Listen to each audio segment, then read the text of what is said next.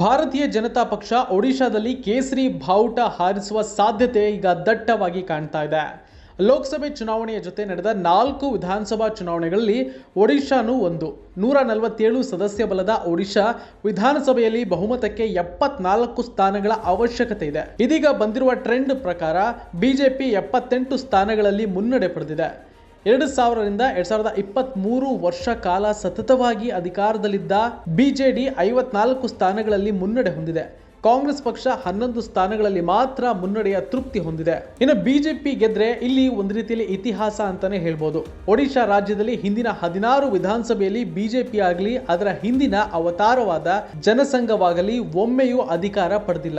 ಈಗ 17ನೇ ವಿಧಾನಸಭೆಯಲ್ಲಿ ಮೊದಲ ಬಾರಿಗೆ ಆ ರಾಜ್ಯದಲ್ಲಿ ಕೇಸರಿ ಬಾವುಟ ಹಾರಾಡೋಕೆ ಸಜ್ಜಾಗಿ ನಿಂತಿದೆ. ಸತತ 6ನೇ ಬಾರಿ ಚುನಾವಣೆ ಗೆಲ್ಲುವ ಬಿಜು ಜನತಾದಳದ ಆಸೆಗೆ ಬಿಜೆಪಿ ತಣ್ಣೀರು ಎರಚಿದಂತಿದೆ. 2000ನೇ ಇಸವಿಯ ಚುನಾವಣೆಯಲ್ಲಿ ಬಿಜೆಪಿ 38 ಸ್ಥಾನಗಳನ್ನು ಗೆದ್ದಿತ್ತು. ಒಡಿಶಾ ಇತಿಹಾಸದಲ್ಲಿ ಬಿಜೆಪಿ ಅಷ್ಟು ಸ್ಥಾನಗಳನ್ನು ಗೆದ್ದಿದ್ದು ಅದರ ಗರಿಷ್ಠ ಮಟ್ಟವಾಗಿತ್ತು. 2004ರಲ್ಲಿ ಬಿಜೆಪಿ 32 ಸ್ಥಾನ ಜಯಿಸಿತ್ತು. ಅದಾದ ಬಳಿಕ ಬಿಜೆಪಿ ಈಗ ಸರ್ವಶ್ರೇಷ್ಠ ಪ್ರದರ್ಶನ ತೋರಿದೆ. 2 ದಶಕಗಳ ಬಿಜೆಡಿ ಆಡಳಿತವನ್ನ ಬಿಜೆಪಿ ಕೊನೆಗಾಣಿಸ್ತಾ ಇದೆ.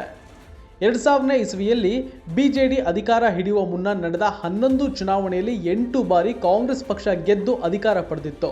ಜನತಾ ಪಕ್ಷ 1977ರಲ್ಲಿ ಅಧಿಕಾರಕ್ಕೆ ಬಂದಿತ್ತು. 2000ನೇ ಇಸವಿಯ ಹೊತ್ತಿಗೆ ಜನತಾ ಪಕ್ಷ ವಿವಿಧ ಹೋಳುಗಳಾಗಿ ಕೊನೆಗೆ ಬಿಜು ಜನತಾದಳ ಒಡಿಶಾದಲ್ಲಿ ನೆಲೆ ನಿಂತಿತ್ತು. ಈಗ ಬಿಜೆಪಿಯಿಂದ ಹೊಸ ಅಧ್ಯಾಯ ಆರಂಭವಾಗಿದೆ. ಇನ್ನು ಒಡಿಶಾದಲ್ಲಿ 5 ಅವಧಿ ಸಿಎಂ ಆಗಿದ್ದ ನವೀನ್ ಪಟ್ನಾಯಕ್ ಅವರು ರಾಜ್ಯದಲ್ಲಿ ದೊಡ್ಡ ಮಟ್ಟದಲ್ಲಿ ಮೋಡಿಯನ್ನ ಮಾಡಿದ್ರು.